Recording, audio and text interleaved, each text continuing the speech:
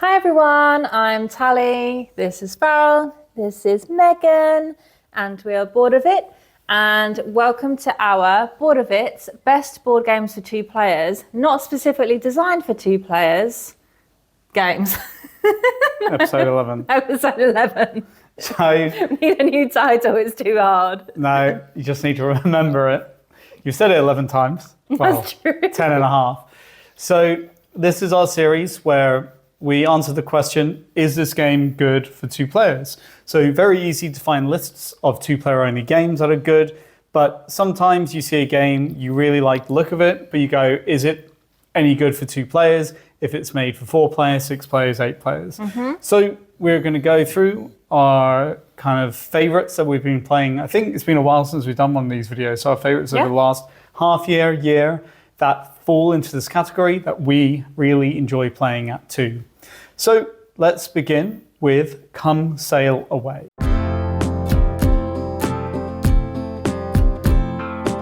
First up, we have Tally's new favorite game, Come Sail Away. So this is a game where you're essentially placing passengers on an old-timey cruise liner. Cruise liner, yeah. Ocean liner. Early 20th century, ocean liner. And yeah, so you kind of have all these guests who are queued up at the port and you get told who's boarding and you're kind of trying to put them in this grid of spaces with the caveat that you have to put like one guest in one room and the next guest in the next room, and they have different colors and want to go in different spaces. So it's a puzzle of how to do it, because if you can't place them, you get negative points, and there's a race in certain elements to be the first to fill up rooms. So something quite light, but also quite gripping. Yeah, it's like they're all following you as a porter, I guess, all through the different rooms, and then you drop them off as you go. But yes, you got me this for our first wedding anniversary present, and I was very grateful because I love that vibe, old-timey ocean liners. This is what she dresses like all the time. Oh, I wish I dressed like that. Honestly, I might make that my new fashion inspiration. Well, yeah, kind of. I mean, we also like going on cruises as well, so ties into that. But big fan of this. Like you say, it is a nice little puzzle to try and figure out the best route, basically, to drop your passengers off. I think it's really good for two players because there's basically very minimal interaction. Yeah. There's just a little race element where when you fill up a room with certain types of passengers, and the rooms will all require different things. Yeah. If they're kind of the special rooms, let's say like the lounge or the bar or the theatre. Yeah, and these are different every game if you want them to be. Yes, you flip it over so you can't drop passengers there anymore, and then you take some bonus points for basically doing that, and then first, and then nobody else can do it. But that's the only real point of interaction. And it's just a nice, snappy game that you can play in 30 minutes, something like this. Quick. So definitely on the lighter side, but yeah, very good nice. Decision space though. Crunchy little puzzle, exactly. I think it's light enough that I would, teach it to family as well. Let's see how that goes. But there are instances where us as, mostly heavy gamers are sitting there scratching our heads about the best way to try and move the passengers through to try and get them where you need to be, basically. So yeah, would definitely recommend if you're in the market for a nice, snappy little lighter game. Very puzzly. I think it's one of these games that, like you say, you can be hardened gamers like us, and you sit there and... It's my impression of you playing Come Sail Away. Pretty much, yeah. So it's just that the rules are extremely simple, but the where to how to get to where you want to go, very difficult. Yeah. So it's a lot of fun. And I think why it's great at two players, like you say, is just that this race, that's the same at any player count, but somehow with only two, it makes it more head-to-head and dualistic. Yeah, that's true. So I think that's quite a lot of fun. Yeah. But yeah, so first game on this list, Come Sail Away, really recommend it.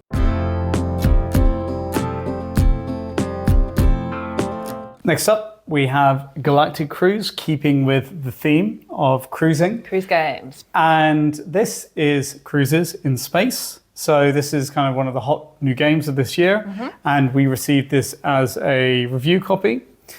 So in this game, it's a heavy Euro, and it's very much in the style of kind of Vital Lacerda, in that you have a very circular way of doing actions, and that there's a lot of things you need to do, but you can really go about them in any order. And then once you've got everything together, you can do like the big main thing.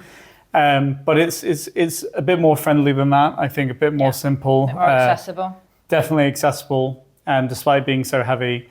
And it's one we really enjoyed. You can check out our review. And when it comes to being 2 players, so this goes to 4, I think there's 2 things here. One, that it's a Euro, and in that kind of element, there's not so much interaction between the players. You know, you can take resources that someone else wants, but that's not really... there's not really any more than that, essentially. It's worker placement, but you can bump people, basically. Yeah, exactly. So you only bump people. So there's no difference in a lot of ways between 2 and 4. And I'd also say I prefer to play it at 2 for the reason that I think there's certain elements that you could kind of depend on. And it's one thing if, let's say, you take something I want, but if you have 4 players in there and the entire marketplace changes before you get to it, then it can be a little bit harder to work with. And the other thing, I think, is that this game is a longer game. And I don't think it's something I'd want to play with 4 players, because I really don't think you would get so much more out of it for the amount of playtime. No. If you'd get anything more out of it. Agree, yeah. So, I mean, if you're the worker placement element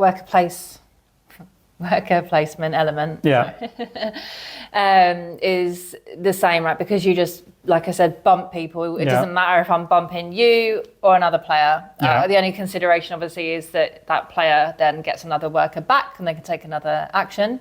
But, I mean, regardless, it doesn't really matter who it is. So, yeah, I agree with all your comments, basically. But I'm a big fan of this game. I wouldn't be surprised to see this on my top 10 of the year at the end of the year. Think it is one of those games where there is different bonuses that you can collect and everything like that, like a classic Euro of this style. But like we already alluded to, it's just something a little bit more easy about it. It's quite a friendly game. There's much going on that you lose track of all the action so much compared to something like Kanban EV or Mars or whatever, right? So I would definitely recommend this if you're looking to take a step into these kinds of games and maybe take a step up in complexity, but don't want to go for something, too much. Then I think this is a great gateway to that. Yeah. So I think we really enjoy it. We really enjoy the theme as well. I think that brings a lot of our affection for it, as well as just the great kind of heavy Euro-esque sense of it. And I think actually there's a few expansions available, and there's going to be another one going up on Kickstarter. And I think we're very interested in grabbing some of those and seeing what they have to offer and how they shake up the game. Definitely. But that was Galactic Cruise.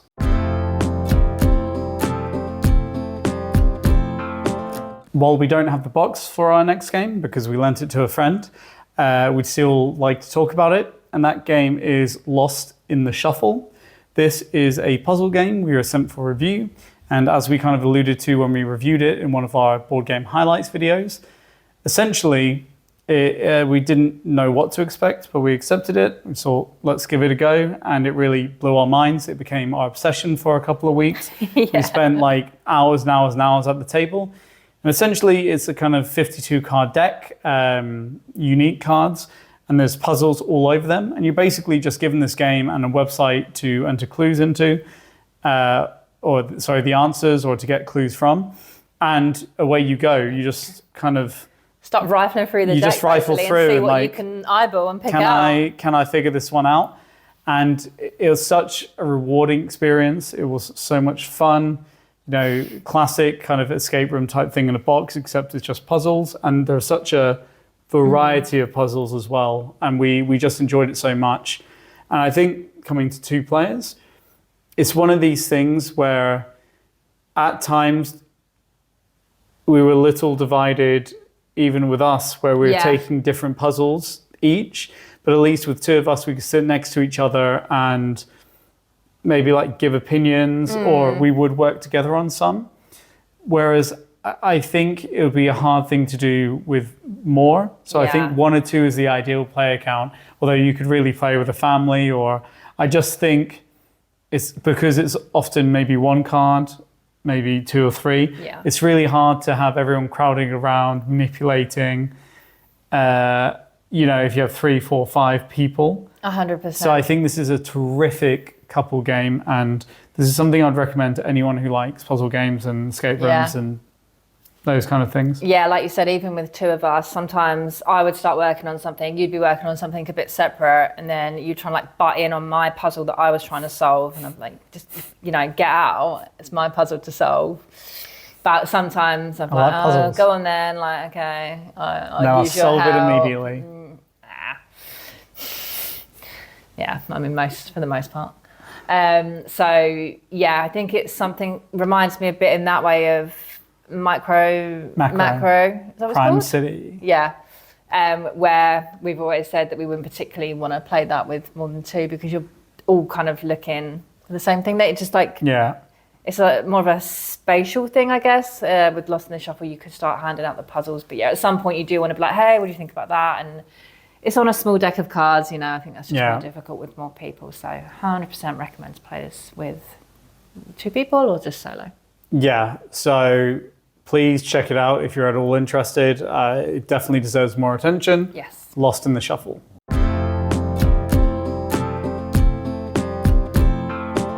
All right, next up we have another one of my favourite games that we've recently come to, and that is Faraway. This is a great little tableau builder, basically. So it has some card drafting, then you're making a tableau. But the little twist is that you only score your cards like backwards, essentially. So you really have to plan what cards you're putting where, because you place them left to right, but in the end you score them right to left. And they will be dependent on each other. Like the first one could be score for the amount of like a certain symbol that you have in your tableau, but everything gets flipped over at the end. So that first card, you won't have anything to sort of compare against. So you really have to think about where you're placing them in the row to try and maximize the points, essentially. You can get some little bonus cards as well, which help you along the way. But yeah, huge fan of this. It plays in like 20, 30 minutes, something like that. Great travel game as well. We've taken this on a holiday with us, but we really enjoyed playing this with 2 players, but also more players. But it scales, right, according to the marketplace with the card drafting in the beginning.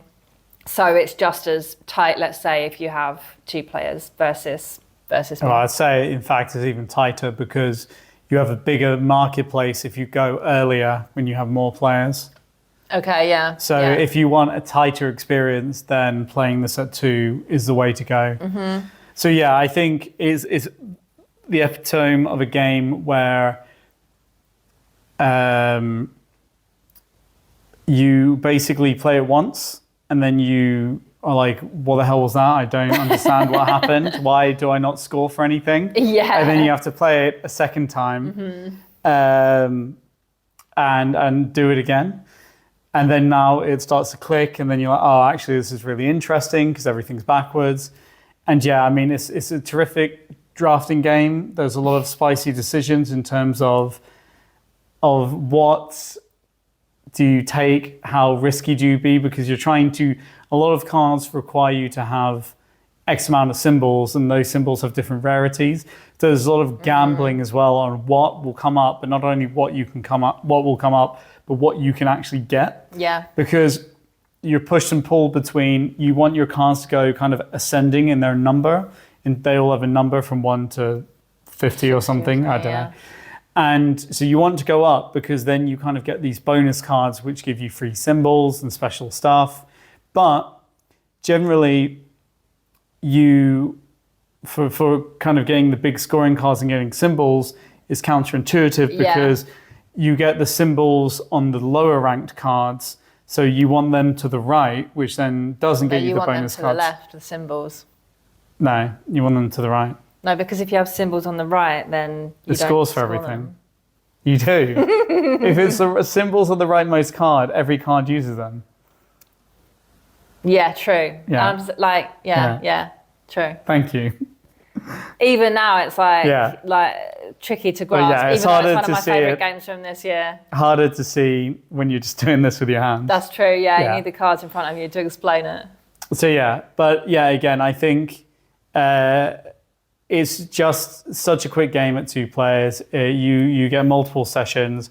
It's, I mean, one of your favorite games you played this year, and we've pretty much almost exclusively played it at 2.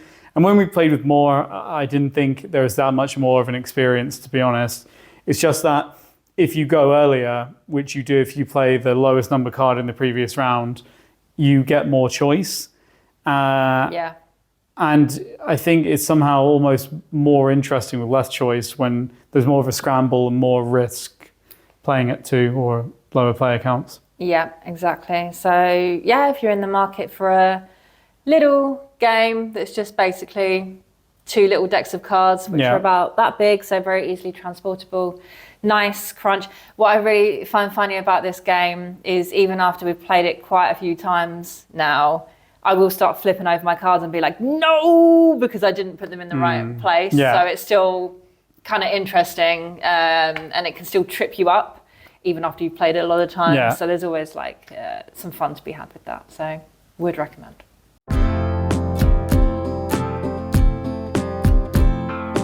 Now we have Innovation, which is, I think, if you're familiar with Innovation, a shoe-in for this list. It's for a lot of people considered to only be a 2-player game, even though it's, I think, generally kind of maybe 1 to 4, maybe even more actually, I think, with the expansion rules. But this is an older game, but new to us. We've only first played it with the Ultimate Edition, which just fulfilled this year. And it's essentially a civilization building game where you kind of have all of these decks in the middle of the table going from prehistory up to the information age. And you're essentially kind of taking cards and playing them in front of you, kind of getting a lot of symbols, taking actions. Every card's unique and represents some facet of history in some way. And it's a very interactive game. Yes. And what I think is particularly great is it's a very, very interactive game. So a lot of it comes down to these symbols. If you take an action with clocks, you have to check first if your opponent or opponents have more than you or equal. And if that's the case, then they get to also take that action first. And there are some actions which are I demand. And if people have less symbols than you basically wreck their stuff. In shorthand. So it is very interactive, and I think why people really like it as a 2-player game almost exclusively is that it becomes very head-to-head, very tense, and also very measurable because you're counting these symbols. It can get very messy if you have 4 players and everyone's having to say how much they have of everything and keeping track, whereas with 2 players, it is very visual. You can look across, you can keep in your head what their cards can do. You can remember symbols. Yeah. It's just much more of a kind of rounded, full package, more smooth and streamlined and tense, I think. No, yeah, I totally agree because you're racing to get certain objectives, right? And you have to fulfill certain conditions before you can get cards for the next stage and all of this. So yeah, agree that it becomes more like head-to-head tense. Big shout out though, just a thought, like you said, it is so readable, to be fair, to see what you have with one opponent. At least I can just look across the table. I started to realize that games where you need to know what like actions and powers the other player has, but you can't see across the table, bother me a little bit, whereas this could have been very much like that. But the symbology is very clear. It's like very, the way that it's designed, I can just look across and say like, how many of this symbol do you have? And like, I can just see it. So I think they designed that incredibly well, actually. I think a lot of games struggle to like fulfill that requirement when you need to be able to see what other people have. But yeah, I've been enjoying this game, I suppose. Just keep losing at it. Yeah. Did I ever win? No. Damn. Not even close, I think. Yeah. I think there was one game actually where you got like one away from winning, collecting the achievements, and then I managed to make it up and win. But besides I that, haven't won. yeah.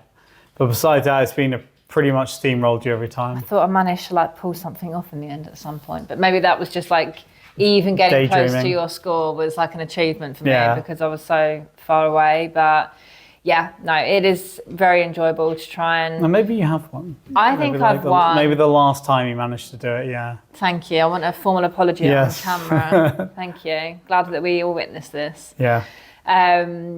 Yeah, there is a lot of decision to make. The dogs are playing off camera there. It's just making me laugh and distracting me. It's very distracting. One's They're trying funny. to bully the other one into doing something. Exactly. Yeah, that's what she does when she doesn't get her way. What was I saying? Yeah, there's quite a lot of decision to be made about like where you play your cards, because you need to have a certain, like all of your cards need to have a certain number before you can progress, right? But some of the cards make you destroy other cards, even in your own tableau, and just all of them have quite interesting powers, I would say. Some affect the other person, some affect what like you do with your own cards.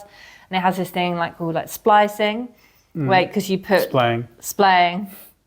Yes, splicing is something different. The cards have certain You're colours. watching too much South Park with Dr. Mephisto, gene editing. Is that where I've got it from? Yeah, probably. Cards of the same colour have to go on top of each other, so you have to make that decision about whether you want to cover up the power, because you can't have all of them, and then you cover up the symbols as well. So you're like, okay, this is a really good card, but then if I put it on top of this other yellow card, I'm going to lose that power, so you really have to consider. But then you can splay. Certain cards will let you kind of make a, like, what would you call that? A splay. An accordion, a splay. You splay them. And then you get access to all of the, or some of the symbols at least underneath. Yeah. Right? So yeah, that's one of the most interesting parts for me. Something really spicy, and then you have to cover it up to progress. Yeah. So innovation, really good. I mean, excellent for 2 players. Recommended, I think, by a lot of people. It's in some ways a love and hate game. Like some people will play it and really not get on with it, and others will dive into it and it'll be like, you know, almost like people who get into Magic the Gathering or something will be like their game. But I really recommend the Ultimate Edition. As our first experience, I think we really like the core game. It comes with all the expansions, so it's fun to swap them in and out. And it's also a game that benefits from repeated plays, both because knowing the cards becomes a big part of it. But on top of that, just I think the way you play and the strategies evolve as you understand the game and know what cards are there. And if you're playing with the same person like we do, you can really build up this repertoire, which is quite nice. Yeah. So yeah, innovation, excellent at 2 players.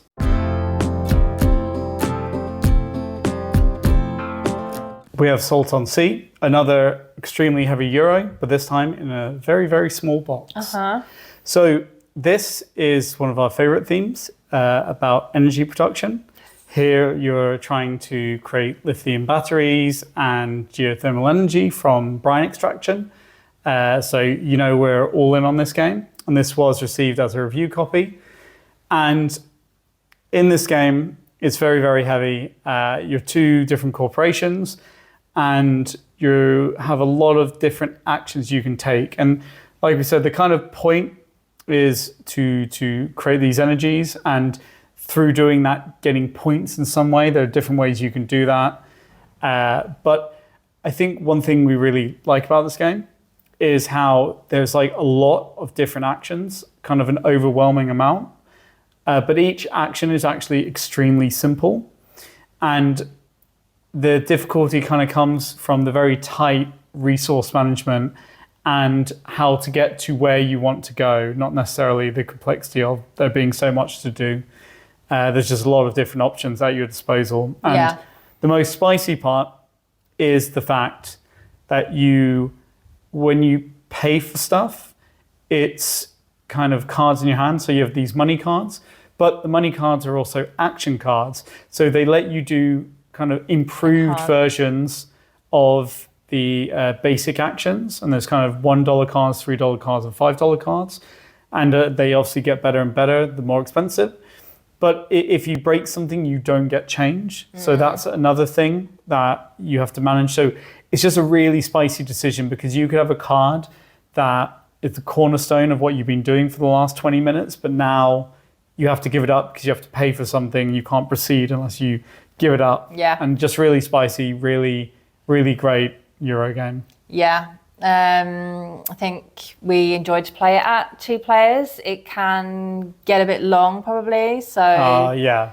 With more players, obviously the length of time is going to extend. I see, no real benefit of playing with more people, I think. No. You'd just be so much longer. And maybe you'd have a bit more interaction on the stock tracks. Yeah, that part of it's probably the weakest part for us in the games that we've played. Yeah, there's like when you sell to a different corporation, when you want to sell batteries, or to get some money, energy, basically. Yeah, something moves up, and then you can also kind of get stocks in that company, but we don't. You can kind of go up on the stock track from bonuses from doing other stuff. Yeah. But it's quite hard to go into it, like lean into that by itself, I think. So yeah, maybe there could be something there with more people. But other than that, I think the card marketplace, it can be that, you know, when you get money, you are kind of eyeing up some different action cards that you might want to take from the marketplace. Yeah. So it can be a little bit annoying when someone else takes it, and of course more players, more likely that the one that you want will get taken. But that said, at the end of the day, all of the action cards are relatively similar, I would say. So they're all enhanced versions of the basic actions, of which you said there are like 10, 12, something like that. But the like enhanced ones, which double as the money, it will be the same action, but you can just do it twice or something like this. Yeah. So it's not like they're completely unique, where if someone takes it, it's the end of the world, because more will just come out like that, and you can still do that action as part of your basic actions. It's just that it's not efficient. As optimal, basically. Yeah. So I think that part of it is a little bit of like interaction in terms of something could get taken, but it's not a core part. I think one big part is that this is a very introspective game. Yeah. Because everything is done on your player board. So you have all the basic actions on your player board, and then you have your hand of cards, and you're basically playing these cards to put workers on them to do these improved actions, right? And it's all very internal. Like you're moving things on your player board. You're kind of playing these cards in front of you. You're not fighting for spaces, even though it's a worker placement game at its core. There's no where you could go where someone else is. No. So there's no benefit in terms of having more players in that sense, right? And you do spend a lot of time heads down. So I think there are some heavy Euros which are definitely, you know, you could say they do get something in terms of the interaction and maybe blocking spaces. Yeah. Here, not really at all. No. True. Even though it's worker placement. Yeah. But it's just that, I think the timing and the introspection make this an excellent one to play at 2 players. We've really enjoyed it. As we said, I think this stock market element, just because you have to move them up a lot or sell to a certain company a lot before you really get points. And then to kind of make, it's a combination of moving the kind of value up versus buying shares in that company. And it can be a lot of work for nothing if multiple people aren't doing it. So I think that one falls flat. But again, this is a game with so many options and ways to turn what you're doing into points that is very easy just to kind of leave that to the side in the 2-player game and be more focused on other areas. So that is Salton Sea. That was our video on the best board games for 2 players, not specifically for 2 players. We really appreciate you watching. And if this was at all helpful, please like, comment, subscribe. It will really help us. It will make Megan's day. Exactly, most important of all. Yeah. But we will see you in the future with more board game content. Thanks a lot. Bye.